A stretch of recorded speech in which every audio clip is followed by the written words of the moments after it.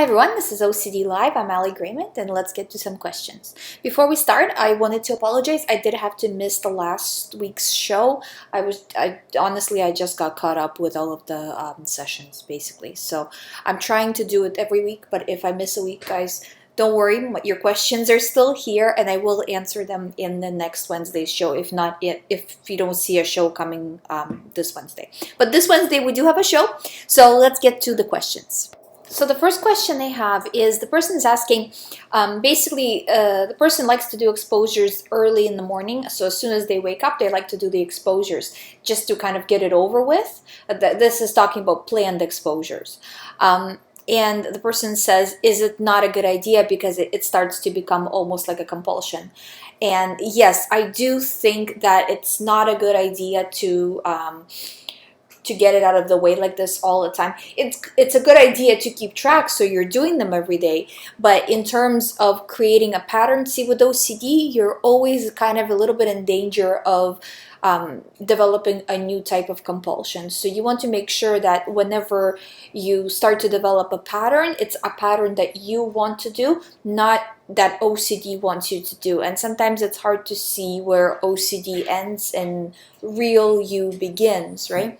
So I think mixing it up is a really good idea. Try to one day do it earlier, one day do it later. You can even skip a day, just to kind of give it a little bit of a mix-up for your mind, because your mind has to see that you're not scared.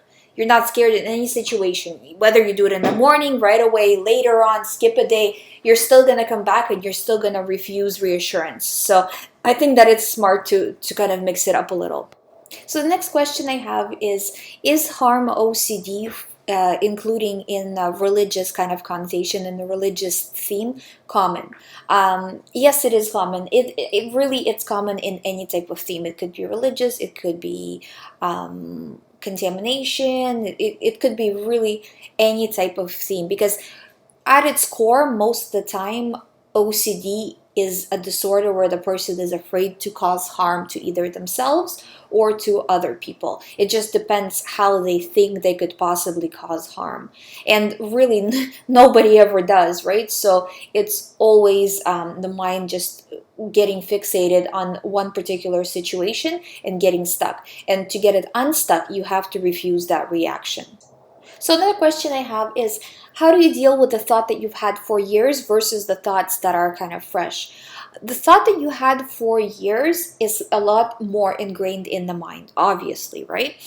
So in order to get rid of it, you have to work harder in order to overcome it. You have to make sure that you are not paying attention to anything that has to do with this thought in its entirety. So for example, if you're worried about, for example, causing harm to somebody in the past, right? Anything that has to do with that situation, you're not going to pay attention to. You're choosing to believe it's OCD, and it is OCD because you're doubting it. Because when you have OCD thoughts, you're always going to doubt them as OCD. If you get really worked up about something and you really start to think about it 24/7, sometimes it's very difficult to see if you are still even doubting it, because it gets to a point where it just overwhelms the person, but you're still doubting it maybe 1% or 0.5%, and that's enough to say that it's OCD. So if you're doubting it, it's OCD, and you're choosing to believe it's OCD, and you're not going to pay attention to anything that has to do with this thought anymore in any shape or form. So if the thought comes into your mind a million times a day, you're going to say, I'm choosing not to pay attention to it, I'm choosing to resist it, and I'm choosing to move on. And that's how you get over thoughts that are ingrained. It's a lot easier with the thought that's more fresh because it hasn't been around for a long time, so it hasn't been bothering you for as long. But with thoughts that have been around for longer, you just have to be more vigilant in terms of refusing all reaction.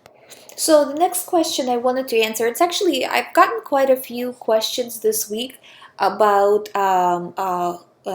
gay OCD, what they call it.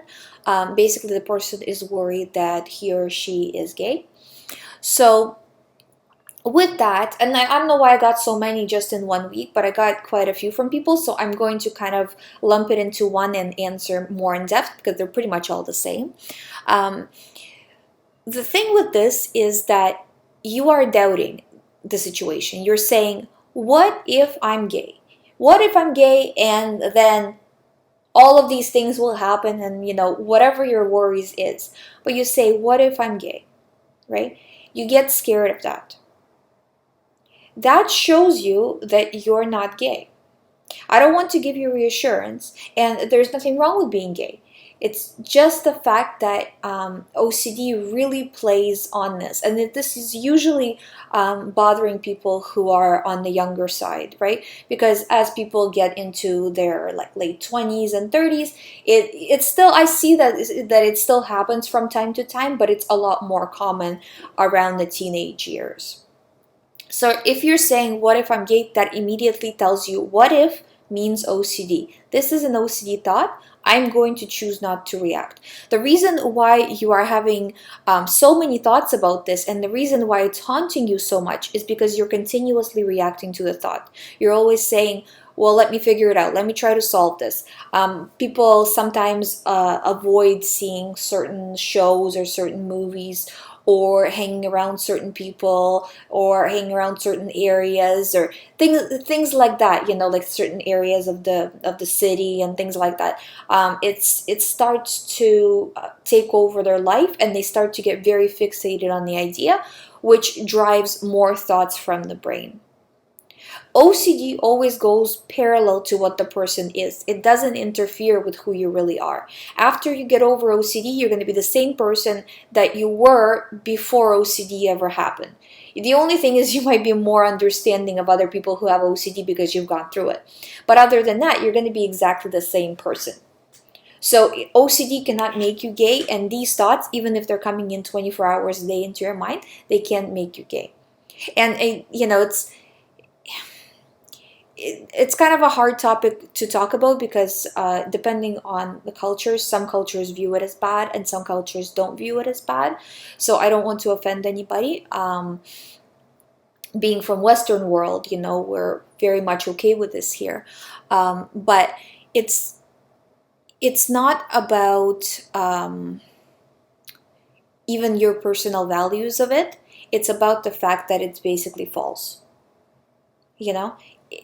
You're just like people are worried about contamination OCD. It goes the same thing for a gay OCD, or homosexual OCD would probably be more correct to say, right? You're worrying about a situation that doesn't exist. And I also see the reverse of it, where people who are gay are worried about being straight, right? So it can go both ways in terms of the fears, but the fears are never true, because the person says, I know I don't like the same sex, but what if, or I know I don't like opposite sex, but what if I do, right? So it's one of those things that just kind of comes to you because of OCD. It's not going to change who you are. The other thing is all of the avoidance that the person does. The avoidance meaning you're avoiding things that shouldn't be avoided, that everybody else does, and it's normal, such as like I said, like watching movies that might have a gay character in it. No, I can't watch that. Or if somebody says something about people being gay, you know what I mean? All of these things, the more you avoid, the more your brain sees that there is a problem here. So by avoidance, I don't mean going out of your normal character. What I mean is doing things that everybody else does all the time, no matter if they're gay or straight or whatever, that they're just daily life, right? So as long as you start living daily life as you normally would live it, as you yourself truly want to live it, without dealing with all this OCD stuff, you will start to feel better. But the more you follow what OCD tells you and pay attention to what OCD tells you, the more of these thoughts you're going to get. And it doesn't really matter your specific OCD theme. It could be about being gay, it could be about harm, it could be about cheating, it could be about relationships, it could be about cleanliness, it could be about anything. It's the attention, guys. You're putting your attention on a specific topic, and whatever you're putting it on, it grows. You take the attention away, the topic disappears. Not right away, because the brain is kind of used to it now, so it's going to take a little bit of time, but very little. Like I would say, a few weeks to a month. A month is more if it's been there for a while, and a few weeks if it hasn't, you know? So you want to make sure that as much as you possibly can, divert the attention. And it's going to take more than 1 or 2 times. So you get, for example, like what we're talking about with this question, you get a thought, what if I'm gay? I'm choosing not to deal with it. I'm choosing not to pay attention. I'm choosing to move on. And you move on, right? Then 2 minutes later, you're going to get a thought, well, what if I'm gay? I'm choosing not to pay attention. I'm choosing to move on, and continuing to do this minute after minute. I know it's going to be very difficult, but this is the only way to do this. Medication is not going to solve your problem permanently. You know what I mean? It can help you temporarily, but it's not going to solve your problem permanently. You need to show your mind that this topic is not scaring you. Even if it is scaring you, you need to go above that and show that it's not.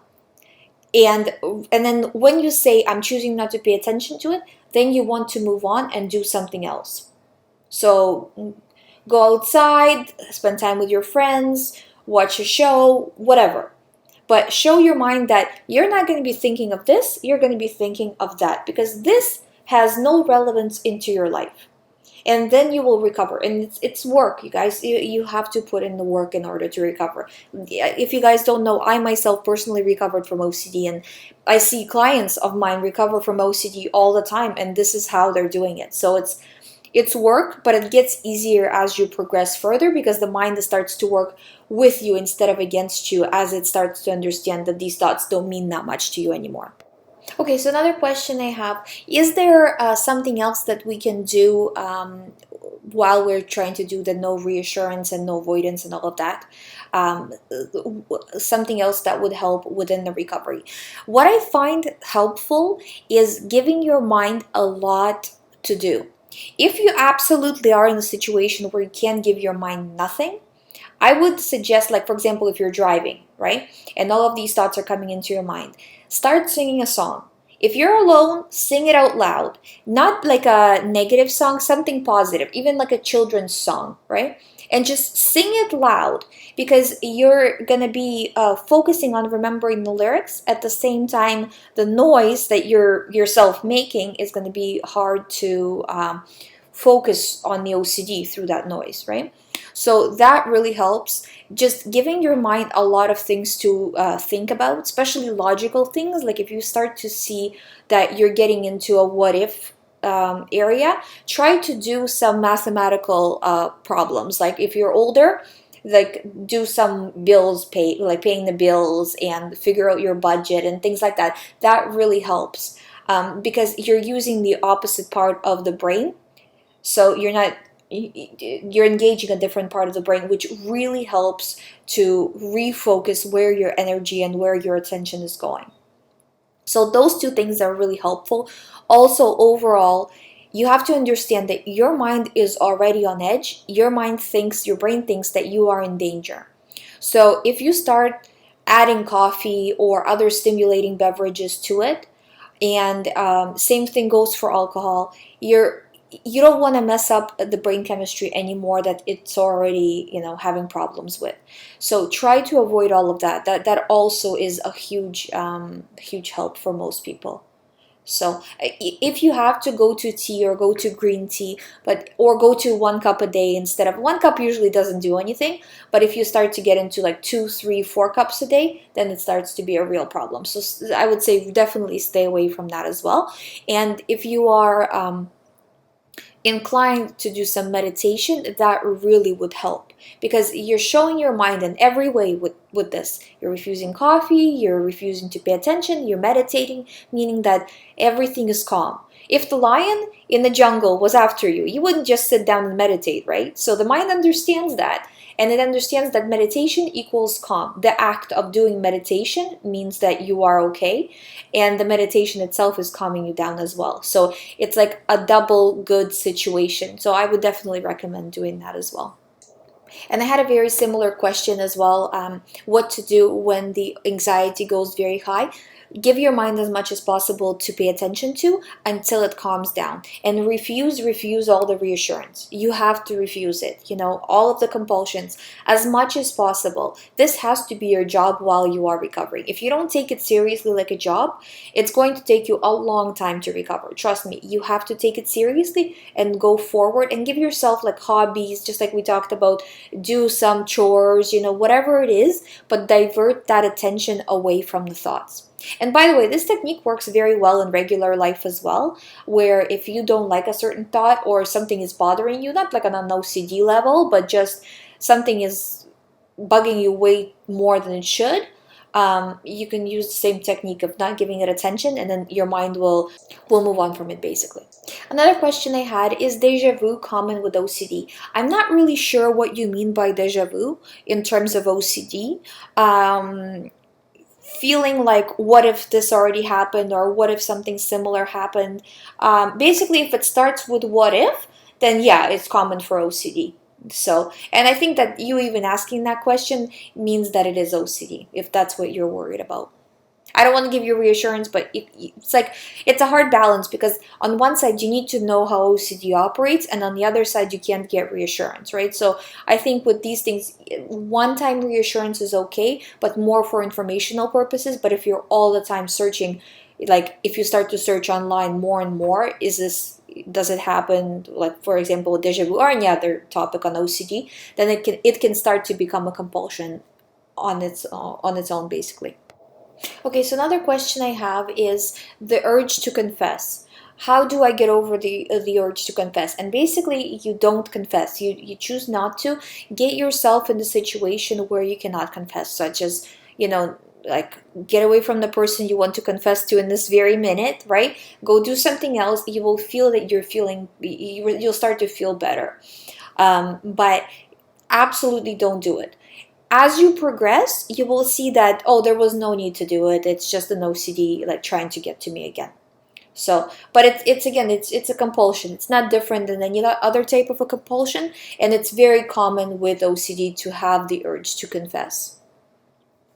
And the other question you asked is, the person says, it's quite hard for me to don't find the answer for doubt and question, because I have a feeling that the thought will stay forever in my mind, and I worry it will happen. So this is very common way of thinking about the thoughts, that if I don't get the answer, the thought will always be there. It's a lie, okay? The truth is, it won't always be there. You will not be 90 years old worrying about this. Trust me, you won't. So it's just OCD trying to lie to you, trying to trick you into getting reassurance. Don't believe it. Say, okay, if it stays with me till I'm 90, well, then I'll be a 90-year-old person worried about this thing. And it won't be true then, just like it's not true now, but it's going to bother me when I'm 90, right? That doesn't make sense. So it's choosing not to react no matter what arguments OCD comes up with, because it's going to come up with everything under the sun for you to do the confession or whatever it is that it wants you to do. So it's refusing all reaction, refusing to pay attention, refusing to buy into the feelings, refusing to do the compulsion, refusing to look into it further, refusing to analyze, refusing to spend any time on this thought at all. If it has to do with me feeling guilty, me wanting to confess, right away it's OCD. And you're just moving on. And it's easier said than done. I understand that. I've lived it. But this is the only way to do it. So every day you need to be progressing towards it. And it's a progress, right? So maybe today you resisted 70% of the time, and tomorrow you might resist 80% of the time. So there needs to be a progression where you're getting better with every day and trying to be as good as possible every single day. So another question I have is about cheating OCD and worrying, what if I cheated? And for that, again, it's the same thing. If you really did cheat, you would not worry that it's OCD. You would not say, what if I cheated? Cheating is kind of a big thing, right? It's not like you would just forget about it, right? So it's OCD, again, trying to play tricks on you. I'm not paying attention. I'm moving on.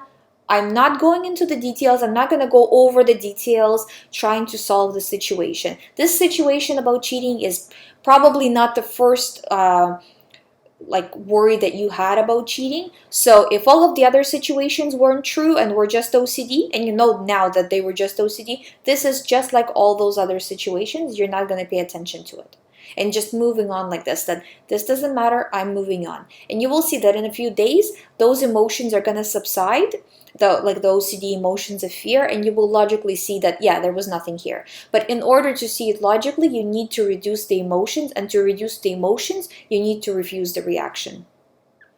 So I hope this show has been helpful to you guys. If you have any questions for the next show, please ask either in the comments or you can email me privately and I will answer. If you would like me not to mention it on the show, just tell me that you don't want this mentioned on the show and then I'll just reply to you through email. I do prefer for you to ask me to allow me to answer the question on the show, because I can reply in more depth than I would be able to in email.